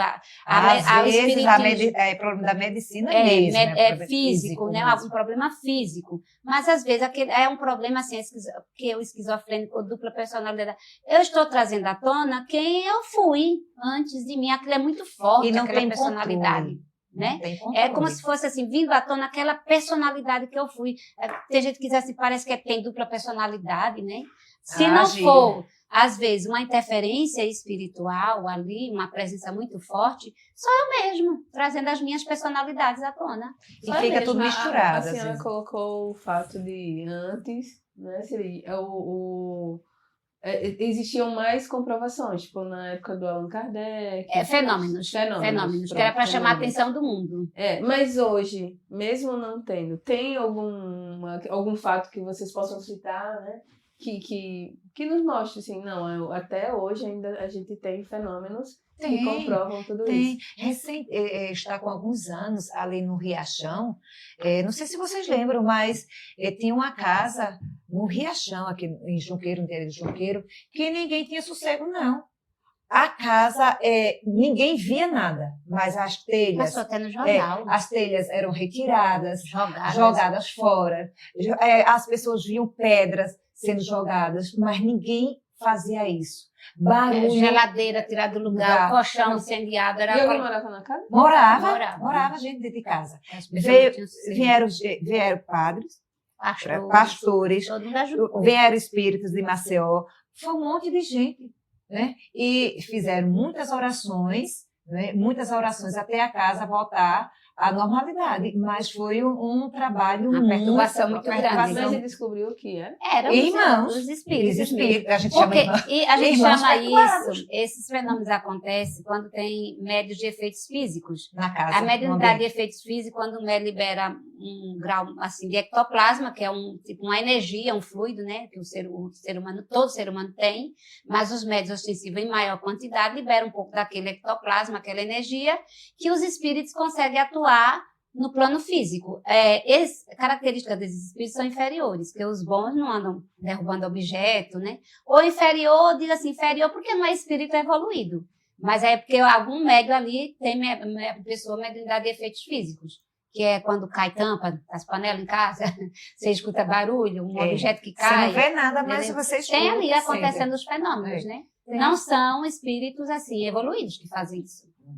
E assim, e com relação a problema de saúde, a casa recebe o centro espírita sempre recebe pessoas com perturbações, assim, que não entendem o que está acontecendo, que escuta, que vê, que os próprios psicólogos vão procurar outro ambiente, porque aqui os remédios não dão mais condições. A gente tem recebido pessoas passando por essas necessidades, né? A orientação que se dá na casa, no centro espírita, evangelho, ou a conversa que se tem, um diálogo fraterno com a pessoa, ouvir a pessoa, primeiro tem que ouvir a pessoa, o que é que ela está sentindo, como é que ela está sentindo, depois das diretrizes da casa. Palestras, passe, né, aplicação de passes. Que são energias que se passam, a água fluidificada e o evangelho. Não, você tem que levar Jesus para a tua casa.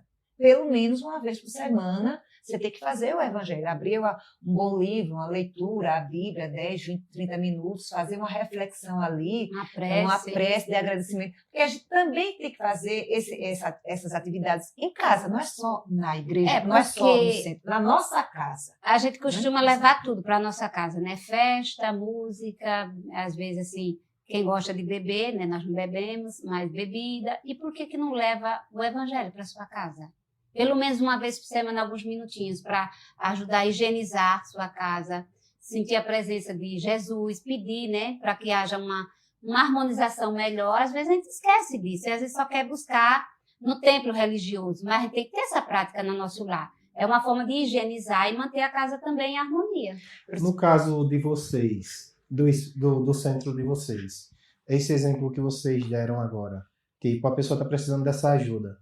Tem essa pessoa específica. Para conversar? Tem. Não só para conversar, mas tipo, eu estou dizendo que eu estou vendo gente morta, está acontecendo isso sobrenatural na minha casa. Um exemplo.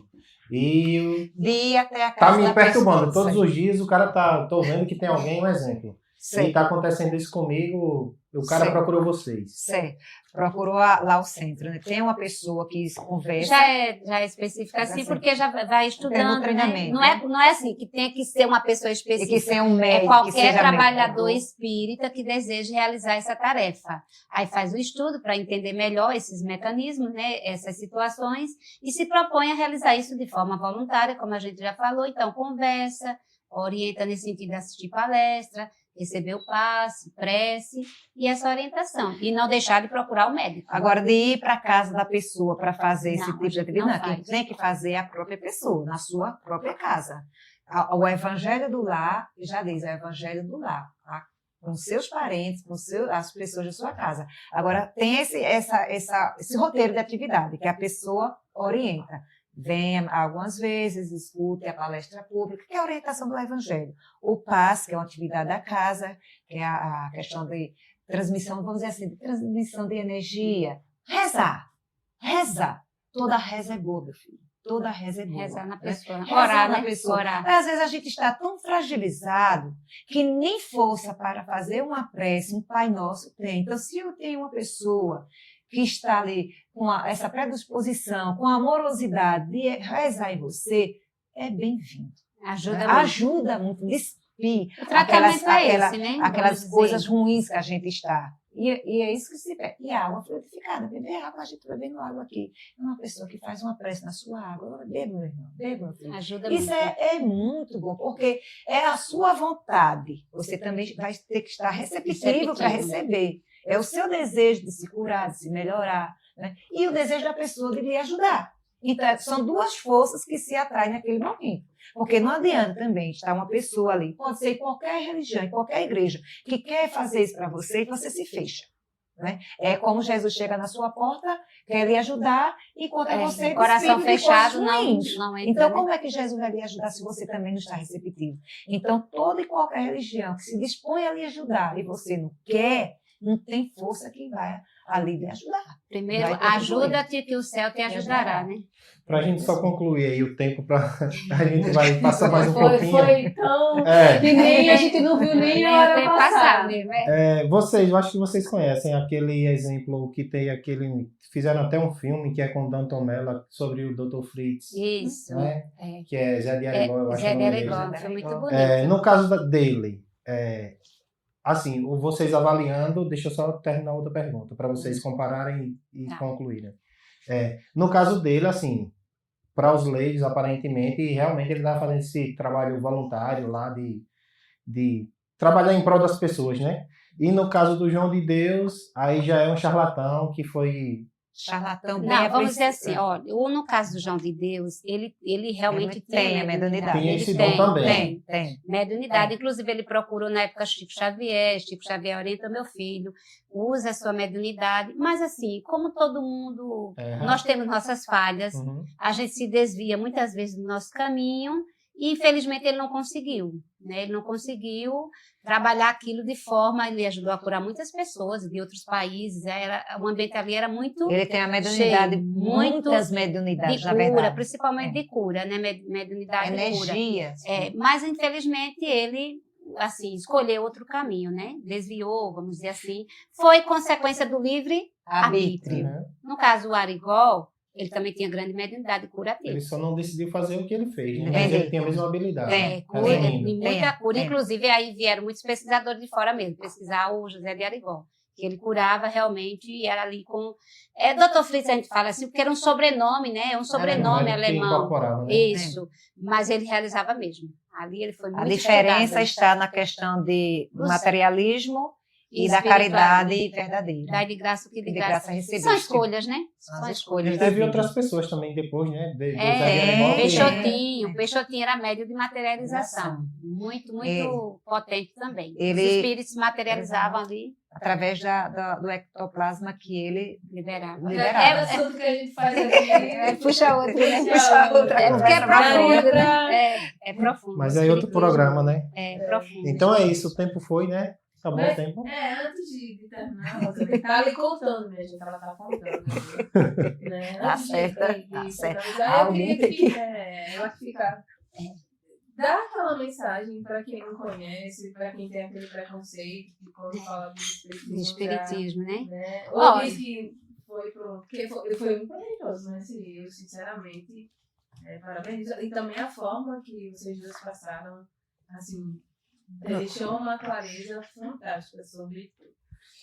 Então, assim, para aqueles que estão nos assistindo, para quem assistir e quer indicar alguém, qual é o conselho que vocês dão para essas pessoas que ainda se Primeiro, a gente agradece, né? Nós não somos, assim, sabedoras de tudo, estamos também nesse processo. Para as pessoas que não conhecem, têm medo da palavra espiritismo, primeiro você não tem que ter medo, porque você também é um espírito, somos espíritos, né? E o espiritismo é o estudo da vida, do Evangelho de Jesus. Muitos têm o preconceito por falta de conhecimento, a ignorância no sentido da falta do conhecimento. Então, vem nos visitar, né? Estamos, como o trabalho é voluntário, a gente não tem condições de abrir a casa, o centro espírita, todos os dias da semana, só para a gente se aposentar.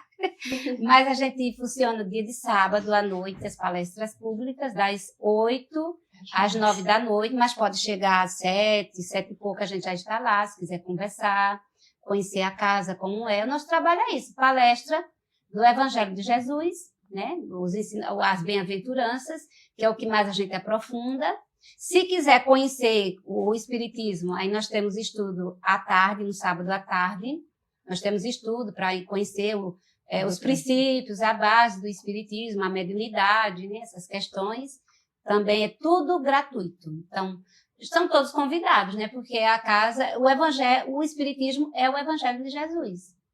E sem o Evangelho a gente não vive, né? Sem Jesus, o Espiritismo não tem como existir. Não tem. A gente agradece e quem quiser, né, nós estamos à disposição. Nós sabemos de tudo, estamos também no caminho desse processo. E qualquer dúvida, alguma coisa que vocês, quem quiser tirar, só nos procurar, né, que a gente, no que a gente puder, a gente vai esclarecer. E não só procurar o exemplo que eu dei, quem está sendo perturbado por ele. Não deixar isso acontecer. O Espiritismo, a proposta maior do Espiritismo é caminhar para aprender com Jesus e seus ensinamentos e nos tornarmos pessoas melhores. A cada dia. Toda religião é boa que transforma o homem. Um ser humano melhor. Então, ser espírita é isso. A gente procurar se autoconhecer e vencer as nossas más tendências que ainda temos, né? Ou seja, nos tornarmos pessoas melhores. A última só pergunta para a gente encerrar. A Bíblia, o que vocês levam como instrumento de estudo? É a Bíblia ou o Livro dos Espíritos? É o Novo Testamento. É o Novo Testamento. Agora, o Livro dos Espíritos, o Evangelho segundo o Espiritismo, é o Novo Testamento contextualizado na atualidade. Com explicações, com mais textos. Mas a gente estuda o Evangelho segundo o Espiritismo é todo o ensinamento de Jesus com mais explicações, com mais palavras. Entendeu? Com mais comentários. Mas o Evangelho, a gente segue mais o Novo Testamento, valorizando o Velho Testamento como um livro histórico da humanidade, que tinha mais as leis civis da época, como princípio que trabalhou a questão da existência de um único Deus e os 10 mandamentos de Moisés, que a gente prioriza muito com as leis morais, né? Mas o Espiritismo mesmo, ele segue a partir do Novo Testamento, do nascimento de Jesus, Mateus, os 4 evangelhos, Marcos, João, principalmente. Não desprezando o Velho Testamento. É um livro muito importante para nós também. Então é isso, eu vou pedir só para o Rian aqui, viu, Rian? Tipo, dá um recadinho aí para a galera, aí tu coloca o vídeo, Rian. E após, tipo, tu colocar o vídeo, tu já pode encerrar, entendeu? Antes de concluir, né, a gente quer agradecer o Alagoas Web, né, nosso parceiro, né, que vai estar transmitindo todos os episódios aqui que a gente tá gravando. Uma parceria muito boa, agradecer ao Josué aí por todo esse carinho com a gente, né, Siri? Começamos 2026 com essa parceria do Alagoas Web e a gente tá aí deixando aqui nossa gratidão. Lembrando também, pessoal aí da Caldevol, né, e como eu falei, quer ser nosso parceiro, quer apoiar a gente, quer apoiar o projeto, o QR Code tá na tela, entre em contato aí com a gente, na descrição, entre em contato que ajuda a gente. Então, Rian, dá o recado pra galera, coloca o vídeo para reproduzir, pode encerrar depois, viu, Rian? Show de bola. Então, pessoal, você já vai se inscrever no canal, também no Alagoas Web, vai estar em collab aí no YouTube. Não esquece de comentar também, compartilhar com os amigos e se inscrever e acompanhar a gente nas redes sociais.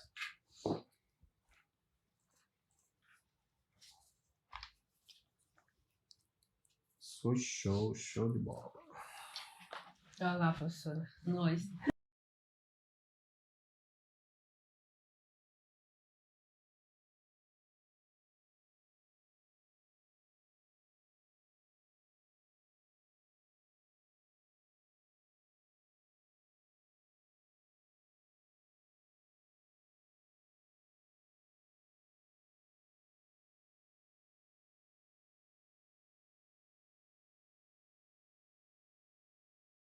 Eu sou André Lucas, eu sou sobrinho da Zelma e da Tonha, e eu queria falar um pouco sobre elas, que são 2 pessoas que eu admiro demais e são um exemplo para mim, e elas sabem disso.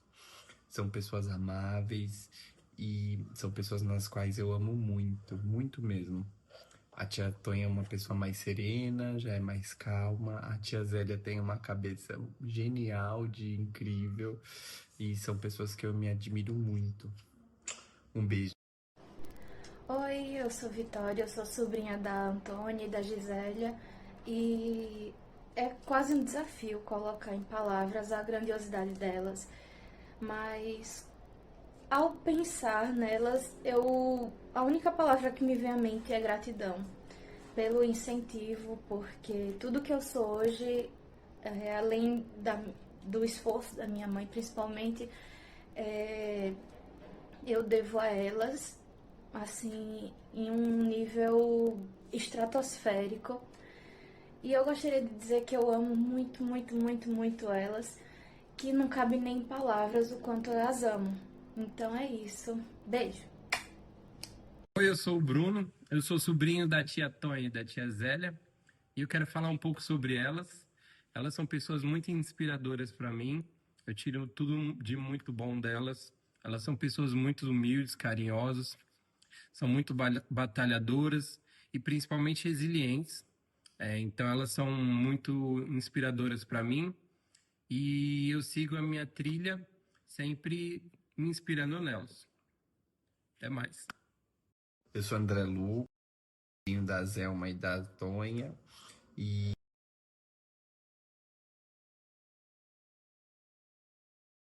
Viram isso, hein? Tá vendo? É Rosana que consegue. Rosana, você conseguiu isso? Desses meninos. A Vitorinha é nossa cantora. A Vitória tem uma voz maravilhosa. Canta Tem muitas muito músicas bem. espíritas. Agora os dois meninos, o Lucas está completando um ano 27 hoje, anos. 27 São de São anos. Paulo os dois. Jesus abençoe eles, a gente ama todos eles. Tem mais 2 sobrinhos que não apareceram aqui, não estão aqui. O Bruno quase nem fala. O Bruno vai ser a gente achava que o Bruno ia ser jogador de futebol, tão grande, de handebol, tão grande que é, mas é um coração de menino maravilhoso. Então, eu amo todos eles. Muito obrigada essa foi uma surpresa agradece. tanto. Muito obrigada mesmo. Foi muito